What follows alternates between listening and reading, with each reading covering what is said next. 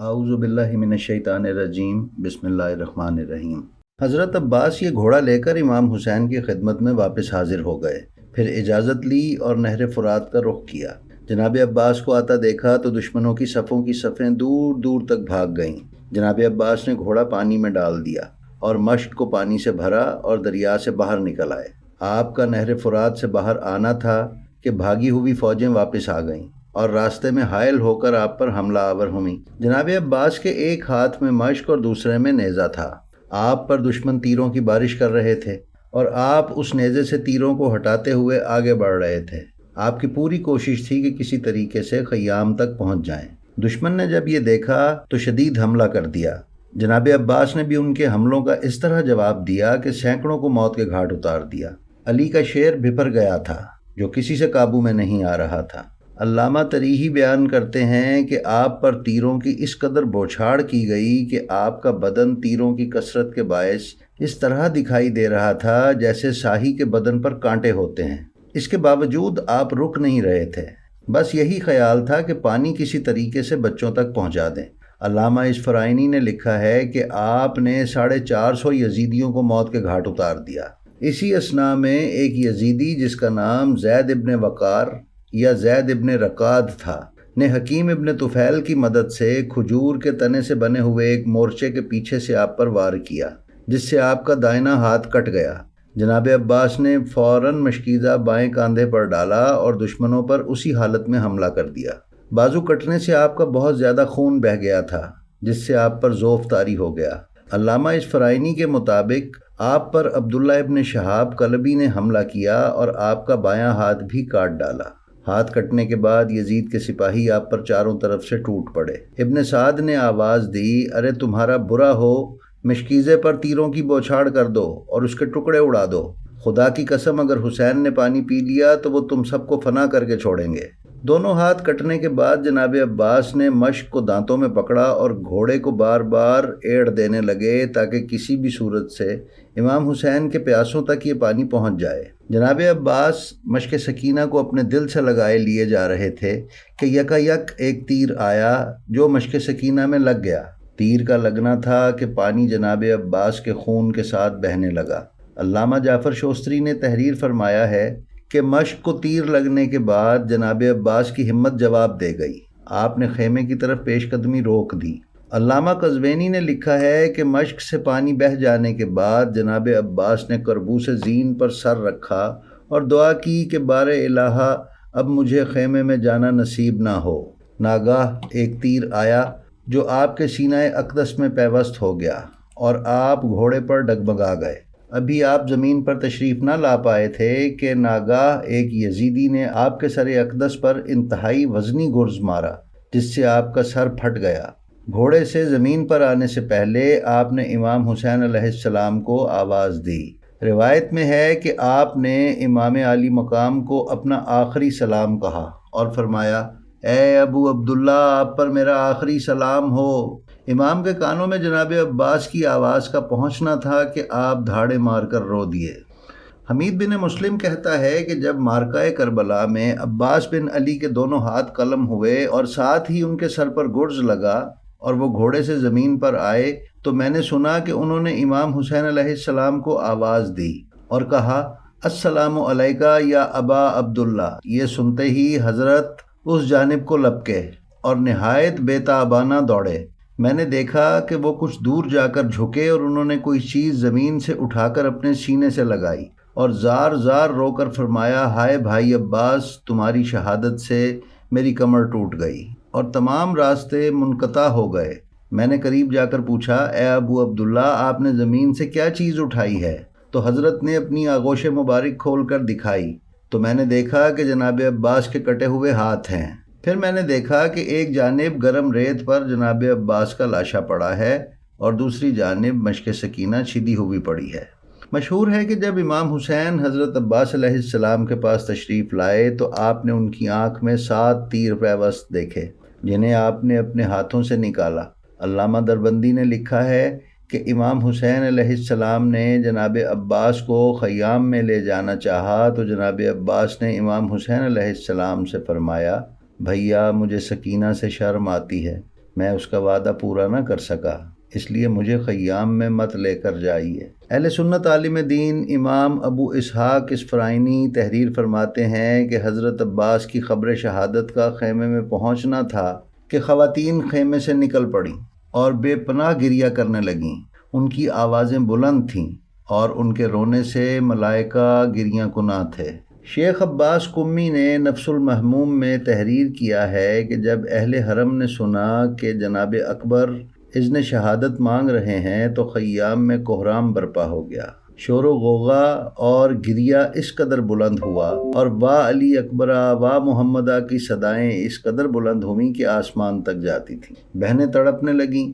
اہل حرم نے حضرت علی اکبر کے گرد گھیرا ڈال لیا اور حضرت علی اکبر کی زیارت کرنے لگیں۔ امام نے بیٹے کو خود تیار کیا، زرہ پہنائی، چمڑے کا کمر بند جو رسول اللہ کا تھا کمر پر باندھا، سر پر ایک فولادی خود رکھا، مصری تلوار حمائل کی اور عقاب نامی گھوڑے پر سوار کروایا۔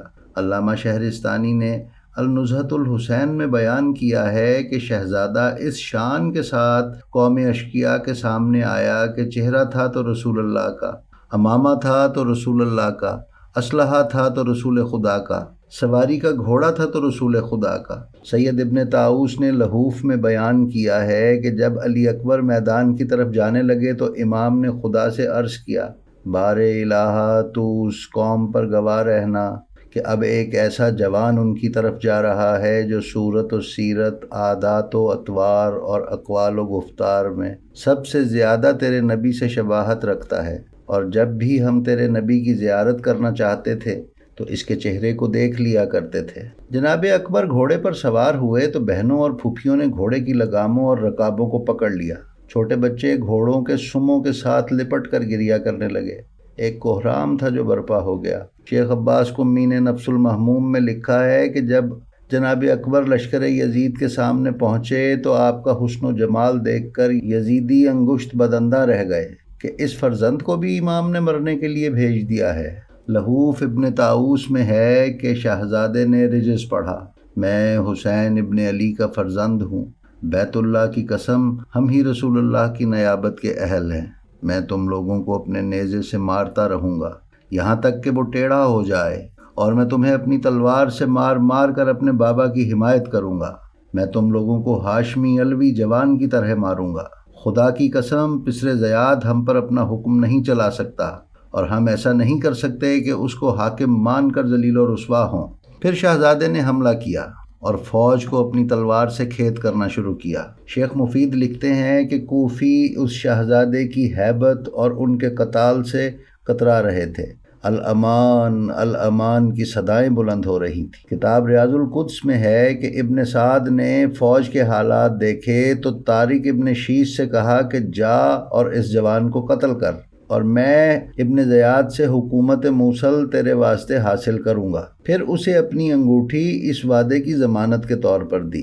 چنانچہ طارق بن شیش حکومت موصل کے لالچ میں شہزادے کے مقابلے پر آیا اور اپنے نیزے سے شہزادے پر وار کیا۔ شہزادے نے اس کا وار رد کیا اور اپنے نیزے سے اس پر حملہ کیا، اور پہلے ہی وار میں اپنا نیزہ اس کے سینے سے آر پار کر دیا اور ایک ہی وار میں واصل جہنم کیا۔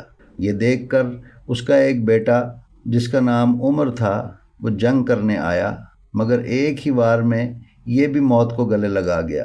پھر اس کا دوسرا بیٹا بھی میدان میں آیا اور شہزادے کے گریبان پر ہاتھ ڈالا۔ شہزادے نے اپنے ہاتھ سے اس کی گردن پکڑ کر ایسا جھٹکا دیا کہ گردن ٹوٹ گئی اور یہ بھی واصل جہنم ہوا۔ پھر ابن سعد نے مصرع بن غالب کو بھیجا جس نے آتے ہی تلوار سے وار کیا۔ جناب علی اکبر نے اس کا وار کچھ اس طرح سے روکا کہ میدان میں آپ کی تلوار سے بجلی کوند گئی۔ جناب علی اکبر کی اس مہارت پر اس پر ہیبت طاری ہو گئی اور یہ نیم مردہ ہو گیا۔ آپ نے تلوار کا ایک ایسا وار اس پر کیا کہ اس کا سر دو ٹکڑے ہو گیا۔ ریاض القدس میں مرقوم ہے کہ ابن سعد نے جب یہ شجاعت دیکھی تو لشکر کو حملہ کرنے کا کہا۔ حکیم بن طفیل 12,000 سواروں کے ساتھ آگے بڑھا۔ دوسری طرف سے ابن نوفل نے اپنے 12,000 سوار آگے بڑھائے۔ امام جو اس منظر کو دیکھ رہے تھے پریشان ہو گئے۔ اسی وقت حضرت علی اکبر کی صدا بلند ہوئی جو امام تک پہنچی۔ امام نے فرمایا، میں تیرے قوت بازو کے نثار۔ تمام لشکر نے یکبارگی سے حملہ کر دیا۔ مگر شہزادہ اس لشکر کو بھگاتا رہا۔ پھر شہزادے نے خیام کا رخ کیا اور خدمت امام میں حاضر ہوا۔ شہزادے نے اس بے جگری سے جنگ کی تھی کہ دشمن کی صفیں الٹا کر واپس آئے تھے۔ کئی سورماؤں کو خاک چٹائی اور کئیوں کو موت سے ہمکنار کیا۔ انفرادی لڑائیوں کا تو حال کجا، شہزادے نے پورے یزیدی لشکر کو درم بھرم کر دیا تھا، لیکن زخم زیادہ لگ چکے تھے اور پورا جسم زخمی تھا۔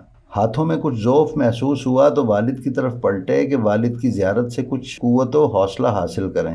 شہزادے نے امام کی خدمت میں پیاس کا تذکرہ بھی کیا اور فرمایا کہ بابا اگر پانی میسر آ جائے تو دوبارہ جنگ کروں۔ امام نے فرمایا بیٹا اپنی زبان مجھے دو، میں اسے سیراب کروں۔ شہزادے نے اپنی زبان والد کے دہن اقدس میں دی لیکن فوراً واپس کھینچ لی اور فرمایا بابا آپ کی زبان تو میری زبان سے بھی زیادہ خشک ہے۔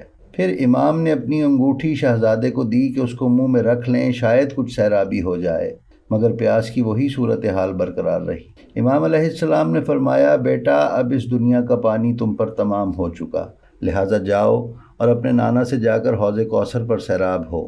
جناب علی اکبر واپس میدان میں پلٹے اور اس دوسرے حملے میں شہزادے نے اپنے پہلے حملے سے کہیں زیادہ شدت سے جنگ کی۔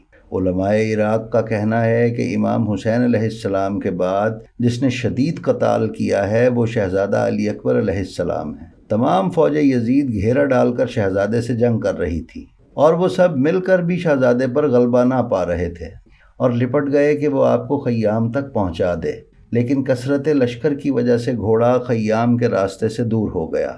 جس طرف گھوڑا جاتا ادھر ہی سے تیر و تلوار آپ پر برستے ہیں۔ شیخ عباس قمی نے نفس المحموم میں بیان فرمایا ہے کسی میں جناب علی اکبر کو شہید کرنے کی جرت نہ تھی، لیکن مرہ بن منقذ عبدی نے کہا اگر یہ جوان میرے پاس سے گزرا اور میں نے اس کو باپ کو اس کے غم میں نہ رلایا تو تمام عرب کے گناہوں کا بوجھ میری گردن پر ہے۔ جب تمام فوج نے جناب علی اکبر علیہ السلام پر یکبارگی حملہ کر دیا تو آپ اس شکی کے قریب سے گزرے۔ اس نے آپ کو تاک کر نیزہ مارا اور آپ کو گھوڑے سے گرا دیا اور دوسرے ظالموں نے آپ کا بدن اقدس پارا پارا کر دیا۔ انا للہ و انا الیہ راجعون۔ امام فوراً بیٹے کے پاس پہنچے اور بیٹے کو گلے لگایا اور خیام کی طرف لے کر چلے، اس حالت میں کہ شہزادے کے پاؤں ریت پر خط کھینچ رہے تھے۔ امام نے جب یہ ملاحظہ کیا تو بیٹے سے فرمایا بیٹا مجھے آج احساس ہوا کہ تمہارا قد مجھ سے بھی بلند ہو گیا ہے۔